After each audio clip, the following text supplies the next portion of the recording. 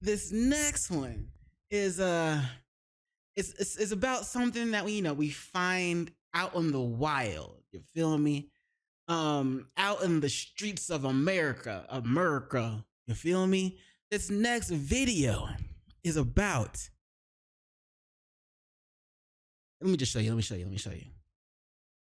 Gold digger shoots boyfriend in the head, but he lives to testify. Now, I saw this and I was like, hold up, what? I gotta check this out. I gotta check this out because it's like everybody knows, or at least everybody should know. Every man should at least know.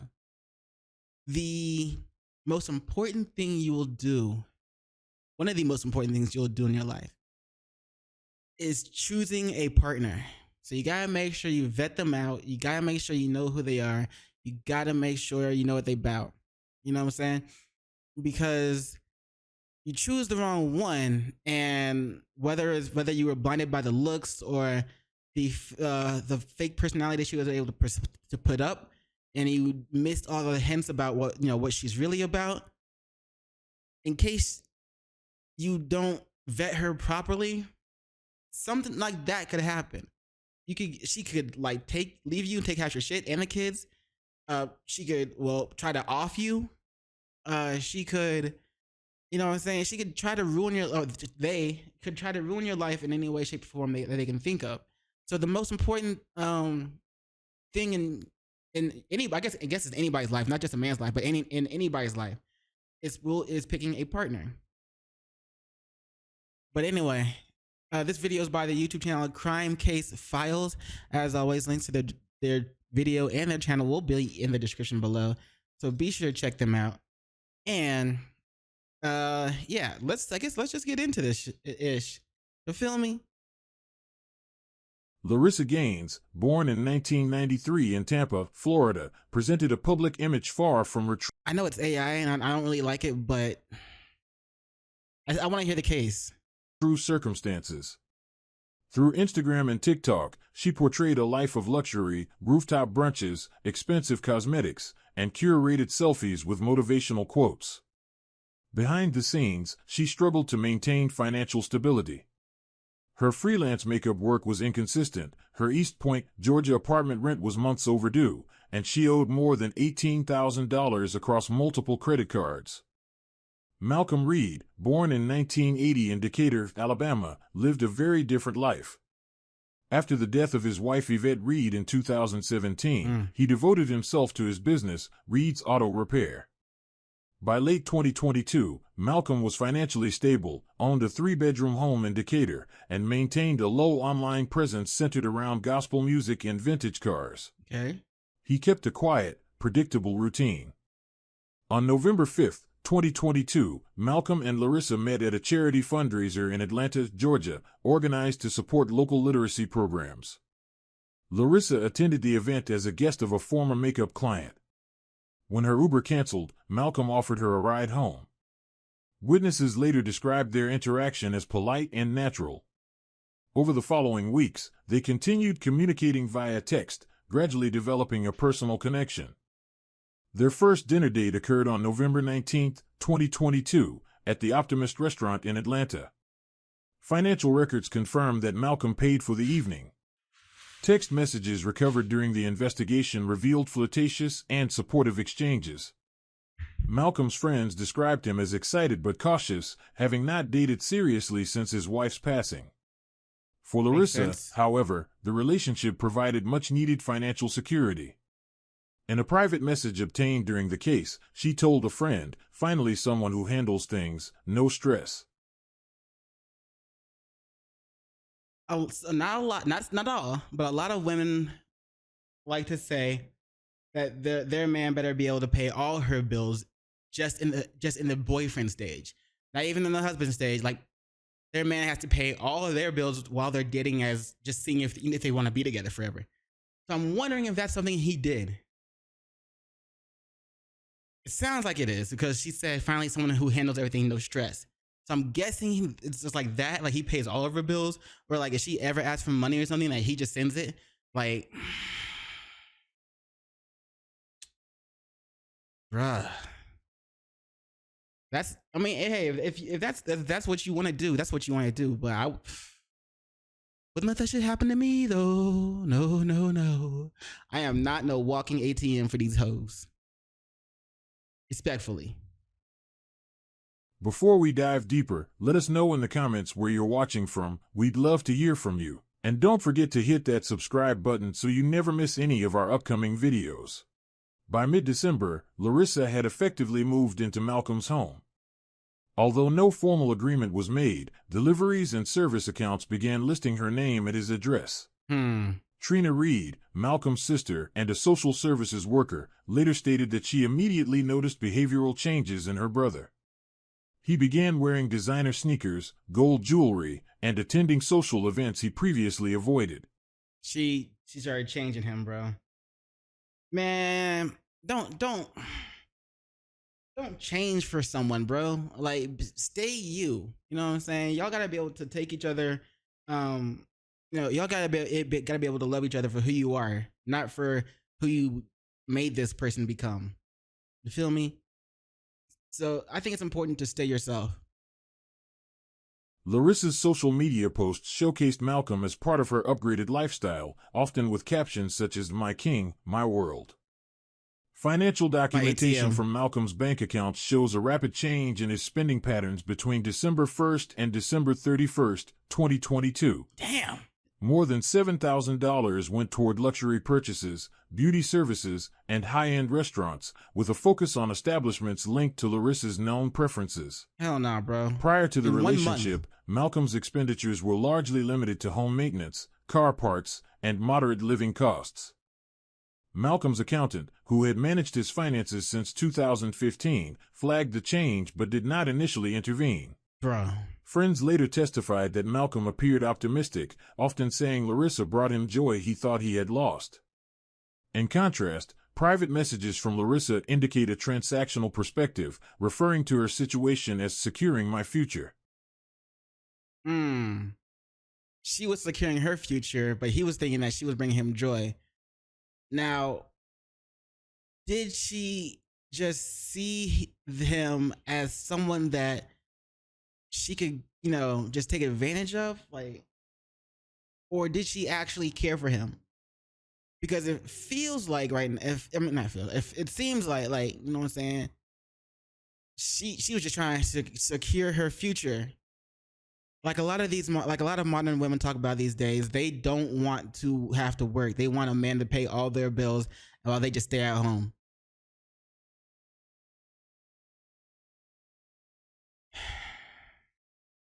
It's like he's just getting taken advantage of, yo. I feel sorry for the guy, bro. But this is a good reason of why that men should be aware of feminine wiles. You know what I'm saying? Of like tactics. I mean, just because they're women doesn't mean they're capable of things like manipulation in order to get what they want while not caring for who they're getting it from, while not giving a shit about what happens to whoever they're getting it from. It's all about them instead of, they don't care about anyone else. They only see themselves. On December 25th, 2022, Malcolm gifted Larissa a diamond bracelet valued at approximately $2,500, purchased from a jewelry store in Decatur. God damn. Larissa posted a photo of the gift online, captioned "blessed and highly favored." Friends noted Malcolm's growing emotional investment, while others, including Trina, grew concerned about the pace and nature of the relationship. Also, thankfully, not all women are like this, but it seems like most of them, but it could be less than that. But the ones that are just doing this are just the loudest. You feel me? But right now, it seems like most of them. During a Christmas dinner at Trina Reed's residence, a conversation occurred in which Trina warned Malcolm about moving too quickly. Her exact words, recorded in later testimony, were, "Don't lose yourself trying to save someone who might only be saving themselves." Malcolm's response was consistent with his hopeful view: everyone deserves a second chance. Analysis of Malcolm's personal and business accounts revealed. Yo, we gotta get rid of that saying, bro. Everybody does not deserve a second chance. If they show you who they are, you should believe them. Patterns that deviated sharply from his established habits: frequent transfers to digital wallet services, sharp increases in purchases at luxury retailers, and repeated transactions categorized under the note "Larry Maintenance." According to official financial records, Malcolm spent more between November 2022 and January 2023 than he had during the entire previous year. When confronted, Larissa dismissed the concerns. In a documented conversation on January 22, Malcolm asked about the expenses. Larissa responded sharply, "You want me to look good next to you, don't you?" She reframed the issue as Malcolm's responsibility, insisting that appearances were necessary for the image they projected together. At home, Larissa's professional life stagnated. Her makeup kit, once regularly packed and moved between freelance jobs, sat unused in a hallway closet. According to neighbor statements and collected digital correspondence, she stopped working.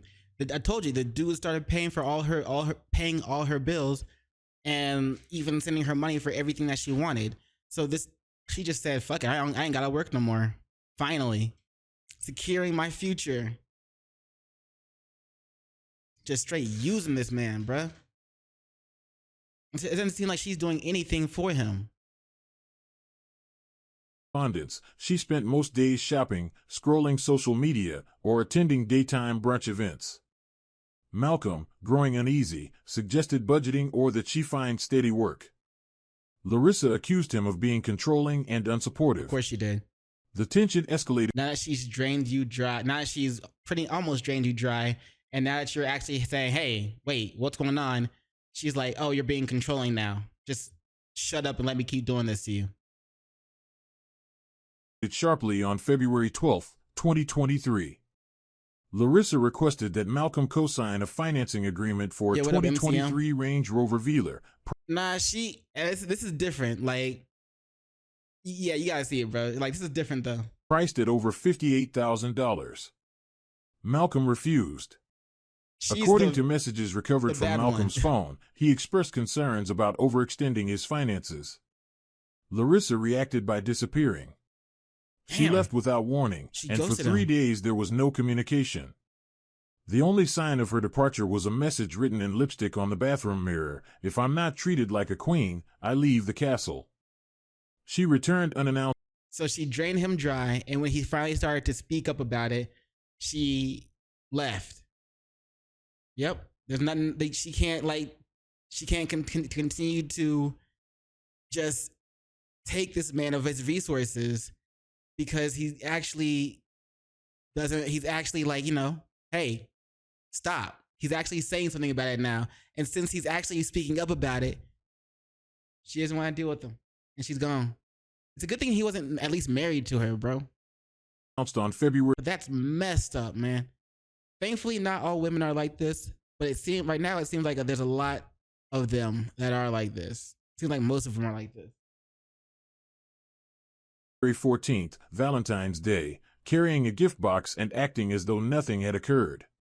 Malcolm, according to testimony from Trina Reed, appeared relieved but visibly strained during a family gathering held 2 days later. Throughout February, Valentine's Day, Castle. She returned unannounced on February 14th, Valentine's Day.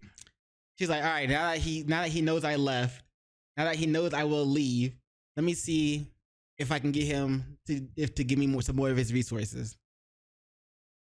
Let me see if I can use him up some more.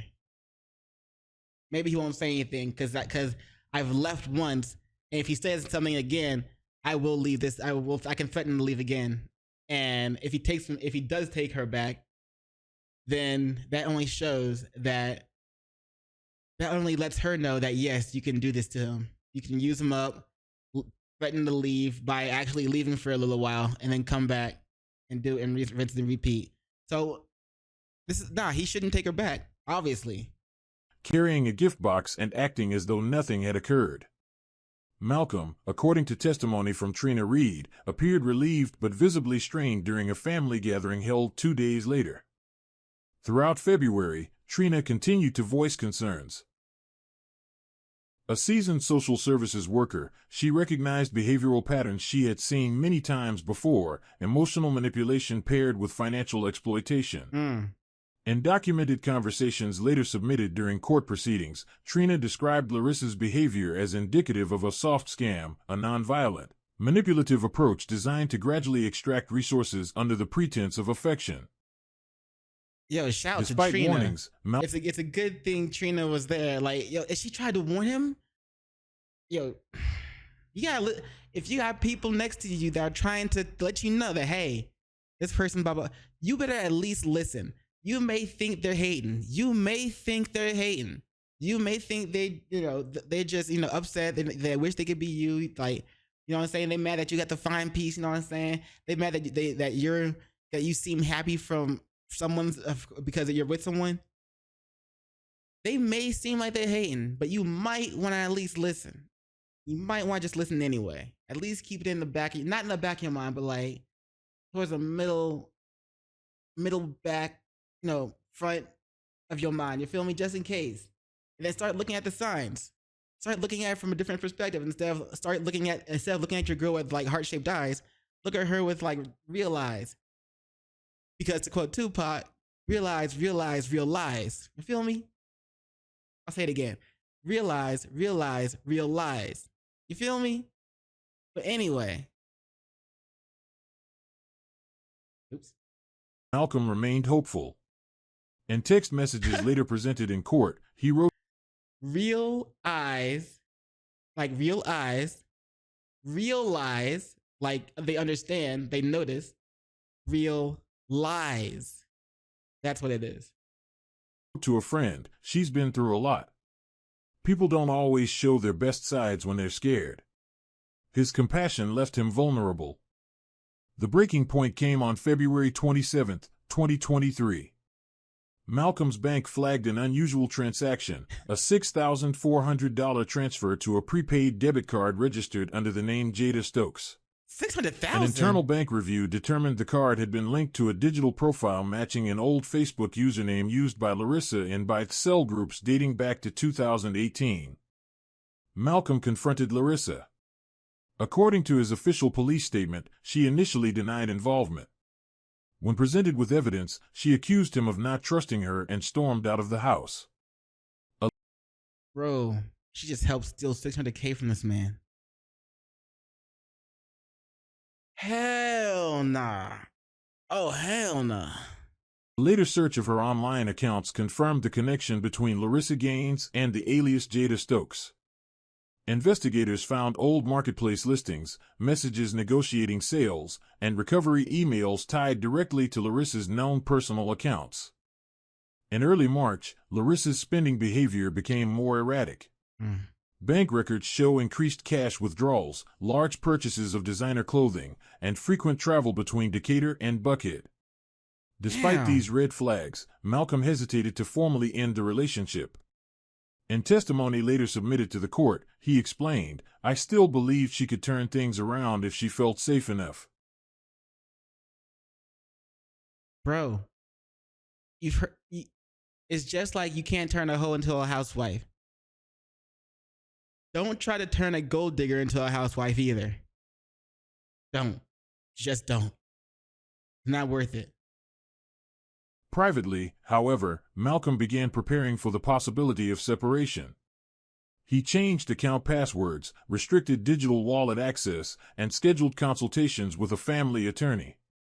Surveillance camera logs show that by March 5th, Malcolm had updated his home security system and begun sleeping in the guest bedroom. In March 2023, Malcolm Reed took decisive steps to protect himself. After months of financial instability and growing mistrust, he canceled Larissa Gaines' access to all shared credit cards, changed passwords to his personal and business accounts, and he just now did that? Like, first off, why'd you let him talk you even making like a joint account like that? To adding her onto your cards, and why even do that in the first place? She's not even your wife. She wasn't even your wife, and you gave her access to all of your money like that? Or maybe not even all. Maybe it was like a different account, and you had your own separate account with most of your money, but you gave her access to your money like that, bro. That's a hell nah, hell to the nah, bro. She's not even your wife. That's your girlfriend, bro. And has been taking all your money, draining you dry. She's been playing with your, playing with your heart, playing with your mind, threatening, basically leaving for 3 days, probably hopping up on someone else's dick, coming back, trying to, slide back into your life, and you let her. And then now she's like, all that before wasn't, even the argument of her using, like, always wanting to spend your money and you trying to get her to go get a job and she didn't want to do that. That wasn't a red flag enough for you to make sure you don't give her access to your money. Like, that wasn't a red flag enough. What the? Oh my God! How do you not? How do you still put her on your bank so she can just vacuum that shit out, bro? Like, I don't get it. I'm pissed at this guy. Holy shit.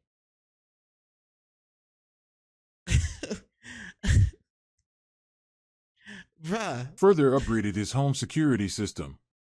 Surveillance footage logs confirmed the installation of new digital locks and additional indoor cameras between March 2nd and March 5th. Malcolm also moved into the guest bedroom, citing the need for personal space. Larissa's response was immediate but passive. She withdrew into cold silence, avoiding conversations and refusing to acknowledge Malcolm's requests for discussion about the future. According to text messages later recovered during the investigation, Larissa described Malcolm's actions to a friend as punishment and accused him of breaking the trust. The situation escalated on March 11, 2023, when... Bro, I don't know. If I saw her, I don't think I could fall for her as hard as this guy did. Cause to me, I'd be questioning, like, why you look so mannish? That's just me. When Larissa discovered text exchanges between Malcolm and a longtime female client. The messages were professional, relating to car maintenance appointments, but Larissa interpreted them as evidence of betrayal. What? According to Malcolm's statement and corroborating neighbor testimony, the argument that followed was severe. Nah, bro, that's a guilty conscience right there. She's already cheated, so she sees a text from someone else, from a woman on his phone, talking about maintenance. And so she automatically assumes that he's cheated, but she only thinks that from a text about maintenance. Like, she only thinks that because she has a guilty conscience of her cheating. Like, she's thinking, I cheated, so he must have cheated as well. You know what I'm saying? Because there's, like, bro, how? Yelling and loud banging noises were heard by residents living adjacent to Malcolm's property on Willow Bend Drive. Police reports confirmed that law enforcement responded twice to the residents during the second week of March. The first call occurred on March 11th, placed by a neighbor concerned about domestic disturbance sounds. Officers documented both parties as agitated but nonviolent, with no injuries observed. The second call, placed directly by Malcolm on March 13th, involved a heated verbal altercation but again resulted in no arrests. Officers advised both individuals on de-escalation tactics and the legal process for eviction, given Larissa's established residence. When Malcolm formally asked Larissa to leave the home, she refused. Hell no, Standing bro. at the top of the staircase during one documented encounter, Larissa stated, "This is my house too." Hell no, bitch, you ain't married. Like, you better call the...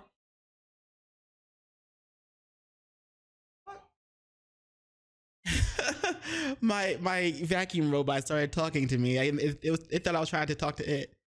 But hell nah, y'all ain't married. Like, bro, you better call the cops. Better get that bitch out of your house, bro. Hell nah.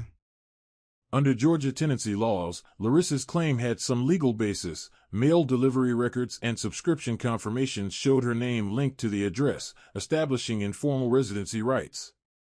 What Malcolm did not know at the time was that Larissa had made unauthorized copies of certain keys.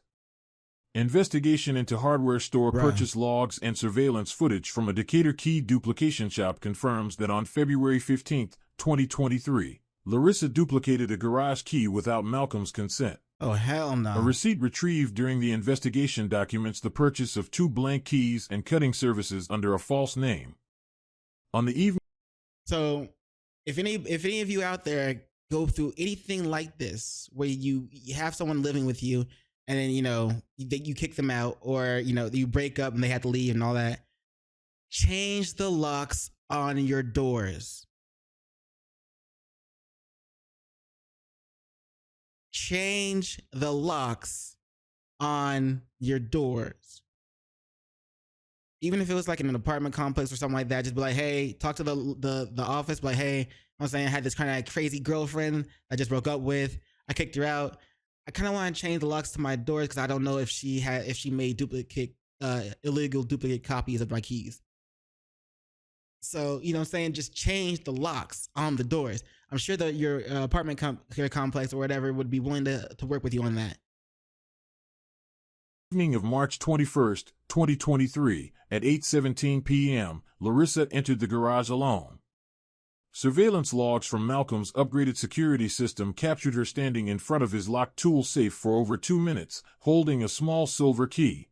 Right. She did not attempt to open the safe at that time, but instead examined it closely, taking photos on her mobile phone. Digital forensic analysis later recovered these images from her deleted files. The footage and recovered data suggest Larissa was methodically studying the safe's design and access points. There was no immediate theft, no confrontation, no overt action. Instead, investigators concluded that Larissa was assessing possibilities, preparing, not reacting. In the weeks following the garage entry, Larissa's behavior toward Malcolm alternated between distant civility and passive hostility. Financial records show no joint spending.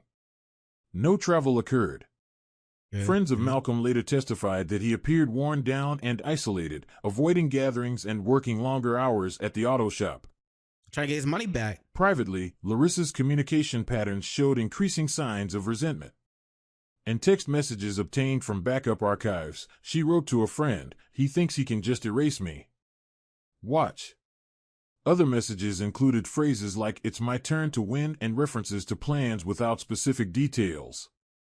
Mental health experts consulted during the trial described Larissa's behavior as indicative of a transition from financial dependency to obsessive control. It was no longer about maintaining access to resources. It had shifted toward asserting dominance over Malcolm's life, movements, and autonomy. The contrast between Larissa's public image and private actions became starker. On social media, she continued posting photos with motivational captions, appearing at brunch events, and styling herself as an independent, empowered woman. Behind closed doors, her focus narrowed into fixation. Ownership, not partnership, became the objective. After weeks of tension, Malcolm agreed to allow Larissa to return to his Decatur home to collect her belongings. Oh, okay. Text messages recovered from Malcolm's phone show he sent her a message at 2:14 p.m., 7 p.m. Please tell me you had her escorted by the cops, or like you were there at least, or something.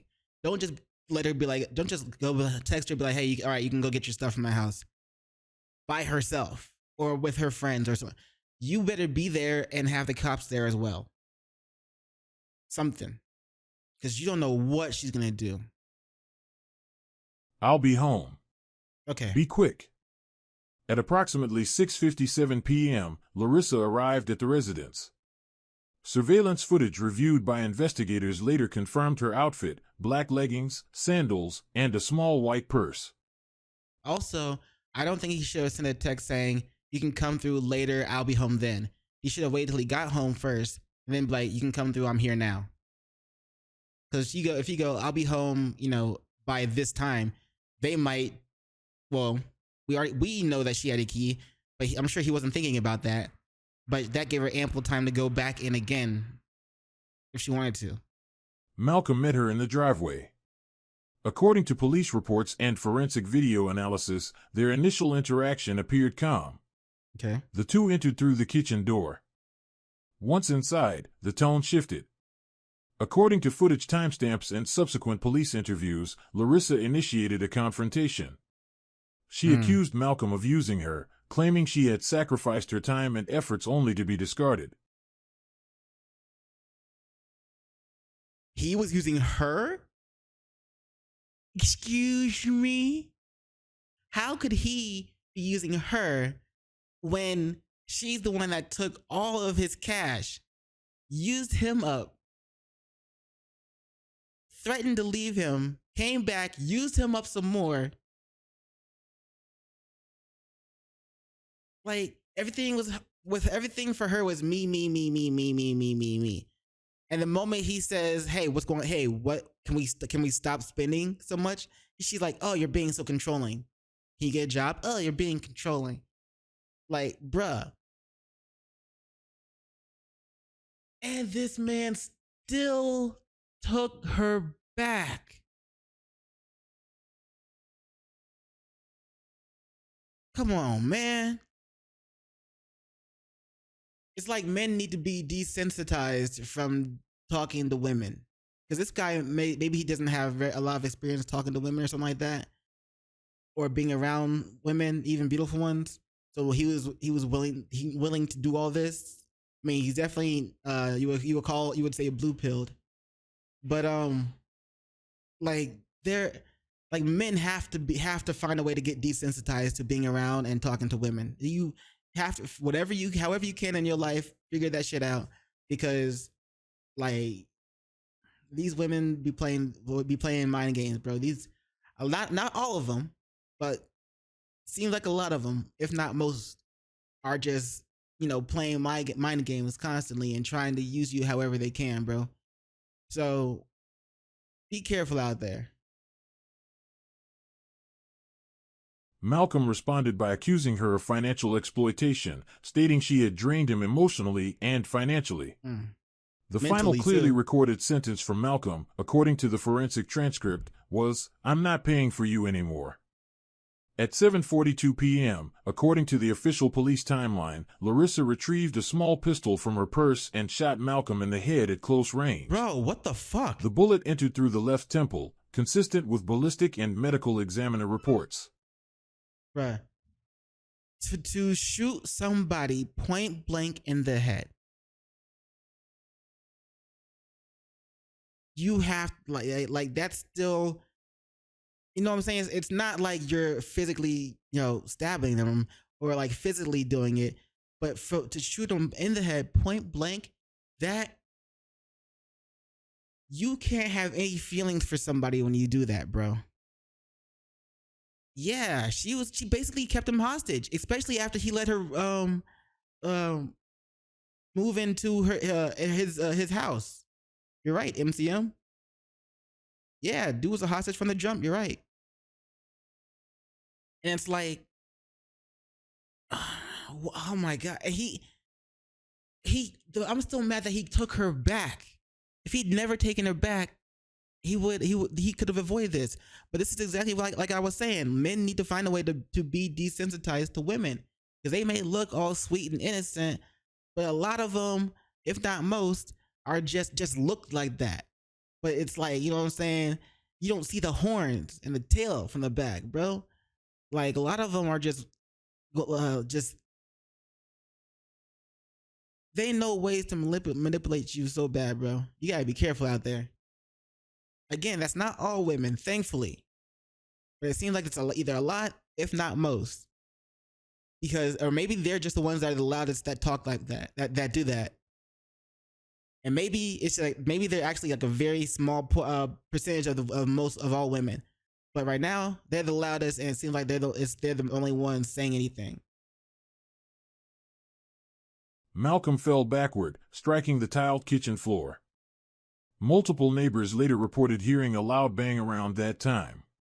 911 call logs show the first call was placed at 7:45 p.m. by a neighbor who stated they heard what sounded like a gunshot and someone falling. Emergency services were dispatched immediately. When officers arrived at approximately 7:52 p.m., Larissa was no longer at the scene. Malcolm was found unconscious but alive, lying on the kitchen floor, bleeding heavily from the head. Officers administered emergency first aid until paramedics arrived. Malcolm was transported to Grady Memorial Hospital in Atlanta in critical condition. Yo, I'm gonna say this real quick, but low key, it's a good thing he lived in such a nice neighborhood. Because if he was in like the hood or something, cops might have taken a little bit longer to get there and might not have made it in time. Get your money up. Get in that good neighborhood. Further investigation revealed that after the shooting, Larissa used Malcolm's Venmo account to pay for a ride. Transaction logs show a payment to a private rideshare driver at 7:48 p.m. Phone location data obtained via warrant placed her en route to Birmingham, Alabama, less than an hour later. By midnight, Larissa had checked into the Fairview Inn Motel in Birmingham under the alias Nicole Sharp. Motel registration documents, reviewed by the Birmingham Police Department, confirmed her use of a fake ID. Surveillance footage from the motel lobby and parking lot shows Larissa accompanied by an unidentified male, later determined through investigation to be a recent online acquaintance she had met through a dating application in late March. When Larissa was apprehended 36 hours later, her personal belongings were inventoried by authorities. In her possession were a .380 caliber pistol, later confirmed through ballistic testing to be the weapon used in Malcolm's shooting. A roll of cash she still had the weapon on her. Okay. Totaling $2,740. 2 synthetic wigs in black and blonde colors. The silver key Malcolm used for his locked garage tool safe. Authorities concluded that Larissa had planned aspects of her flight in advance. Analysis of her online activity in the days leading up to the shooting revealed searches related to temporary housing, alias creation, and prepaid financial services. Yo, she plotted. No immediate effort was made by Larissa to contact emergency services after the shooting. There were no texts or calls to 911. No attempt was made to alert neighbors or authorities. Investigators highlighted this in the prosecution's narrative, arguing that her primary concern post-shooting was self-preservation. It's a good thing the neighbors heard it and called the cops. That's how you know he's definitely in a good neighborhood. But yeah, because they definitely didn't. They didn't want to let the cops know. They wanted it to take as long as it possibly could for anybody to notice that Malcolm has been missing, and for a wellness check to be called into the house for him, and then. Or maybe like the delivery person is like, or someone he knows has been looking for him, and then they call the cops. But they wanted to wait as long as possible before the cops were called. Thankfully, the neighbor heard and called the cops. And I think that contributes to a big reason of why they were able to catch her before the flight. Ballistic reports later submitted to the court indicated that the pistol had been fully loaded, safety off, and carried inside her purse. Witness expert testimony concluded that drawing and firing a weapon from such a position in less than 2 seconds suggested premeditation or at least prior readiness, not a spontaneous act. She knew she was going to do that. At Grady Memorial Hospital, Malcolm underwent emergency surgery but suffered catastrophic brain damage. Although he survived, he was left permanently paralyzed on his right side and experienced severe speech impairment. I mean, it's better than being dead, bro. It's better than being dead. That's a blessing, bro. Congrats, man. That's good shit. Larissa Gaines was apprehended on April 16, 2023, approximately 36 hours after the shooting of Malcolm Reed. She doesn't know he's alive, huh? A multi-jurisdictional task force, including officers from the Decatur Police Department and the Birmingham Police Department, located her at the Fairview Inn Motel in Birmingham, Alabama. Surveillance footage captured the approach and arrest. Larissa offered no resistance. During the booking process, Larissa refused to provide a statement. She invoked her right to remain silent and I wish they would have shown the video of arresting her. declined to answer any questions posed by investigators.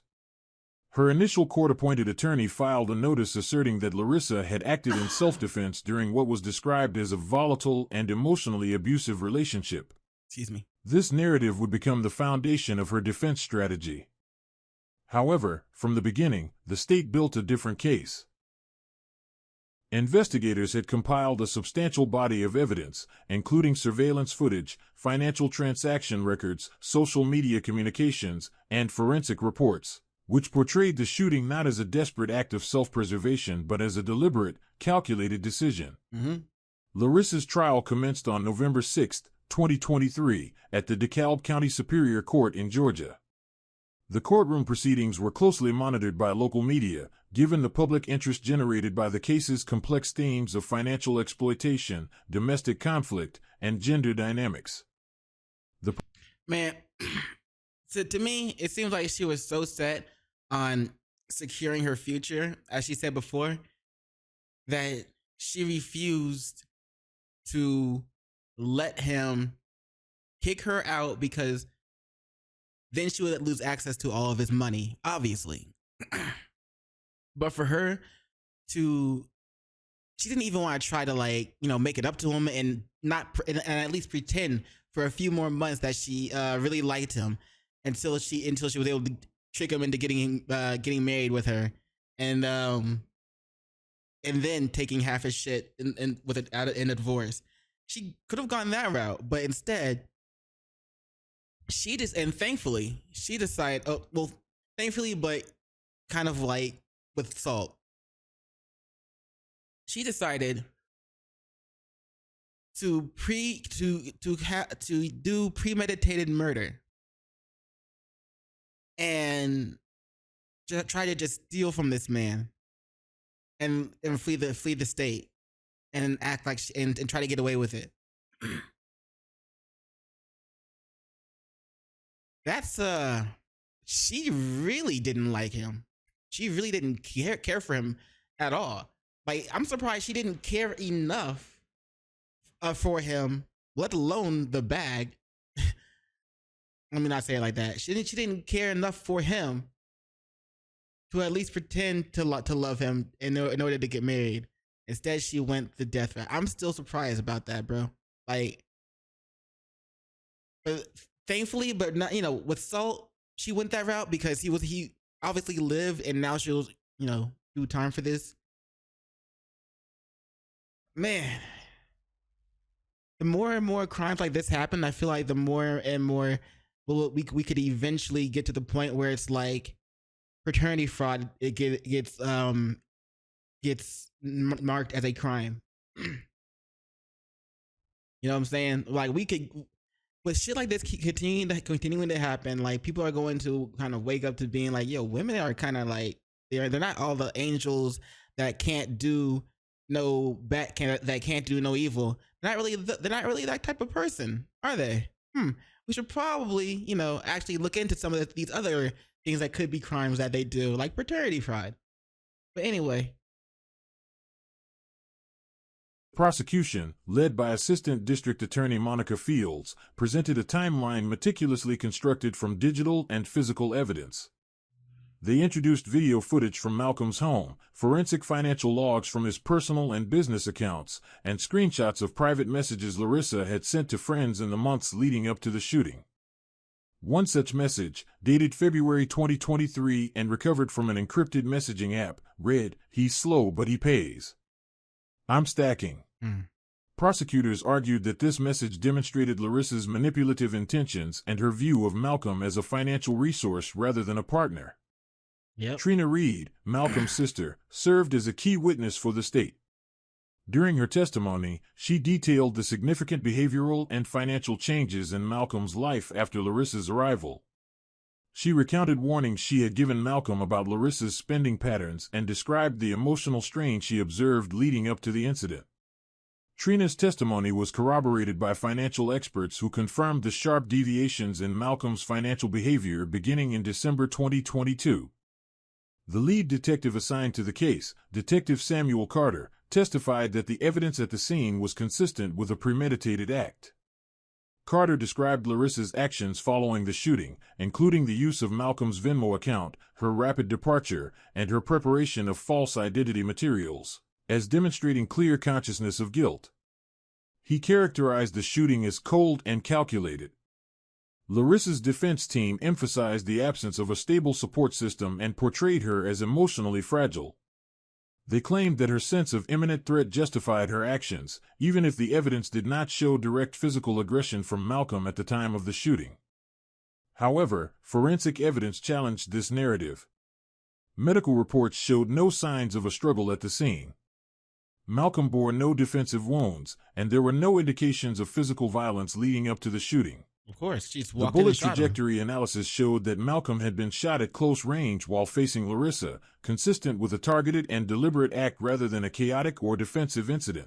Again, to take somebody out like that, that close to them, and like with a headshot, like that's, I want to say it's personal, but like we know she didn't see him as a partner. She only saw him as an ATM. So it's not as personal as it could have been, I guess. But still, that's straight evil, bro. Perhaps the most impactful moment of the trial came when Malcolm Reed testified from his hospital bed. Due to the severity of his injuries, he struggled to speak, but with the assistance of speech therapists and visual aids, he was able to answer basic questions posed by prosecutors. Good shit. When asked if Larissa had ever threatened him or if he had ever threatened Larissa, Malcolm, visibly emotional, mouthed the word never. Court observers noted the silence that followed his testimony. Jurors appeared visibly moved, and court records show that several paused to take notes immediately after Malcolm's statements. In closing arguments, the prosecution reiterated that while Larissa's background was tragic, it did not excuse or justify premeditated violence. They framed the case as a matter of exploitation culminating in a conscious decision to harm a man who had offered support and trust. That's messed up, too. The jury deliberated for less than 5 hours. On November 15th, like, if you think, yeah, like he said, like he provided all of this stuff for her. Like she basically stopped working and just lived off him as well. And then he left him and then came back to him and then moved in with him.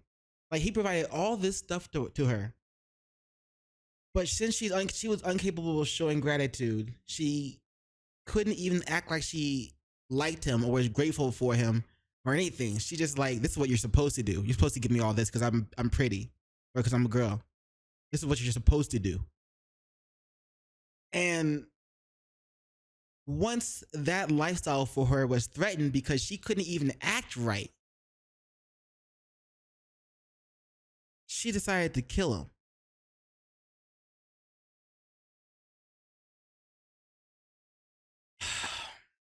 Thankfully not all women are like this, but it does seem like a lot of them are. Maybe it's probably just because they're the loudest ones. 2023, Larissa Gaines was found guilty on all counts, including aggravated assault, attempted murder, and unlawful flight to avoid prosecution. Sentencing was scheduled for January 2024. On January 18, 2024, Larissa Gaines appeared before the DeKalb County Superior Court for sentencing. After a brief hearing, Judge Carla Winslow issued her decision, 28 years in state prison without the possibility of parole for the first 20 years. In her statement from the bench, Judge Winslow described Larissa's actions as a performance of affection with criminal intent. It's not 24 years to life, it's just 24 years? Oh, man. It's attempted murder. Plus, like, she just, of course, they're not going to charge her for, the financial part of things, I'm guessing. Unless I missed them saying that they were. But I'm guessing they didn't. Emphasizing that the evidence showed a deliberate exploitation of Malcolm Reed's trust for personal gain. The courtroom was silent as the sentence was handed down. Larissa, wearing a standard-issue jumpsuit, showed no visible reaction. She declined to make a statement when offered the opportunity. In the days following the sentencing, public interest in the case reignited. A video clip surfaced from Larissa's personal Instagram account, originally posted in December 2022. In the short video, Larissa clinks a wine glass toward the camera and says, smiling, "If you ain't upgrading my life, you're downgraded in it." The video, initially unnoticed, was shared widely across social media platforms, amassing over 3 million views within a week. Commentators cited it as a chilling reflection of the mindset prosecutors had attributed to her during the trial. Meanwhile, Malcolm Reed's life had changed irreversibly. Following his discharge from Grady Memorial Hospital in August 2023, Malcolm moved in with his sister, Trina Reed, who assumed full-time caregiving responsibilities. Medical reports indicated That's a good sister. But at the same time, you know she's sitting there going, "I told you so." that Malcolm required assistance with all daily activities, including eating, bathing, and physical therapy. Damn. He remained paralyzed on his right side and suffered significant speech impairment. Financial strain compounded the situation. Malcolm's auto repair business, once a respected establishment in Decatur, was sold in September 2023 to cover mounting medical expenses and legal fees. In an interview with a local news station shortly after Larissa's sentencing, Malcolm, speaking slowly and with the aid of a speech therapist, said, "I saw her as a partner. She saw me as an ATM." Told you. Despite the media attention and public debate, Trina Reed chose to maintain a low profile.